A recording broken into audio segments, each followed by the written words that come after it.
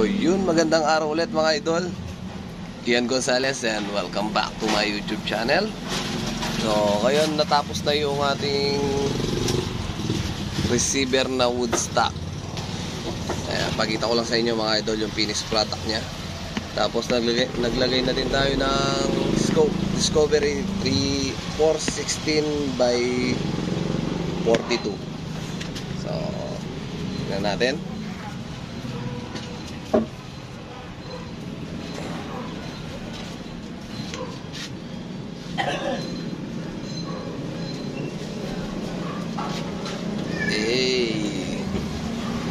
Tapos na yung ating wood stock na Phoenix.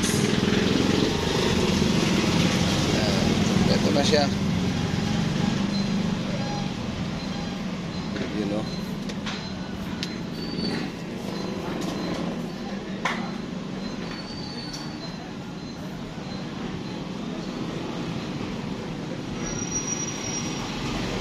Okay.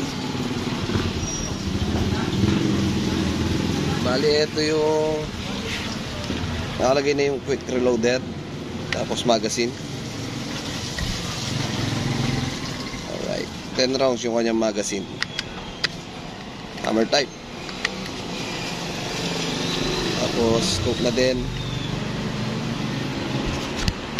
ano na lang, tune na lang para sa kanyang performance. Ito lang yung ating camera. Ayan yung ating wood stock para sa ating Phoenix receiver, 4 inches.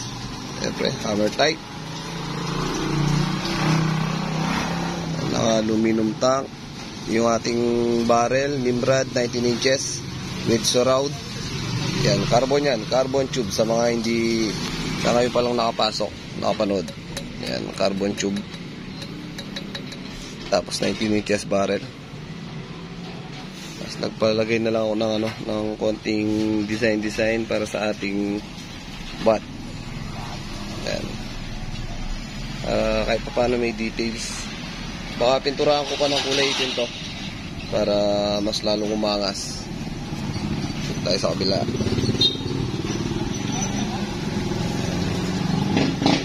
Discovery 416 by 42 AOE.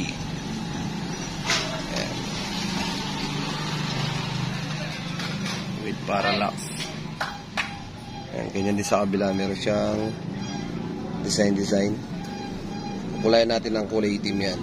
Tapos yung ating quick fill gauge, meron siyang nagpump na ako dahil yung ating compressor na sira, nagpump lang ako. Nakakahingal nga lang. Andreg mga idol, Andreg. So available na sa atin yan. PM mo ako, pag-usapan na natin. Kung meron ka CO2, pwede din tayong swap. Nagsawaan mo na yung CO2 mo.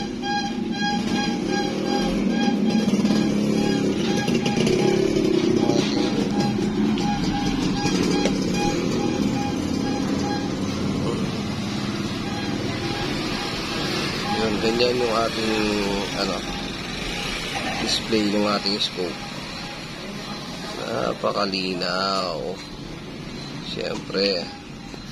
Tapos dito sa likod.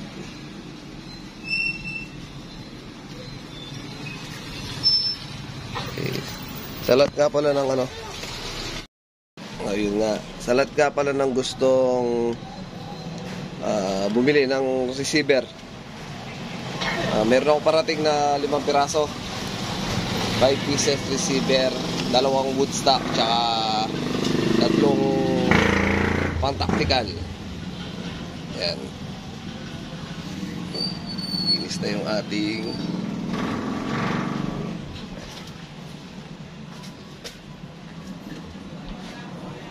okay na.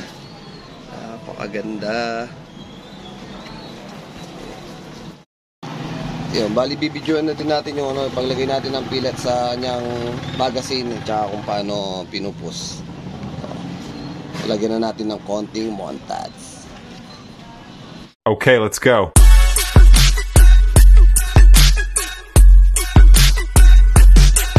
Drop!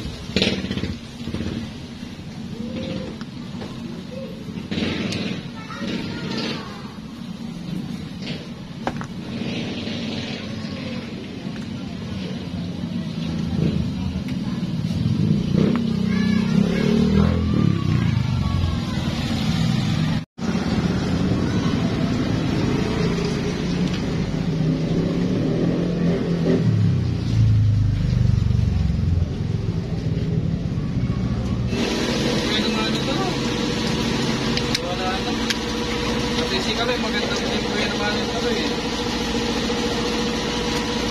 Ito, maganda rin ang pena. Wala, pagburas na pamilya ito. Hindi pa ako yung susunod-sunodin ka. Sino?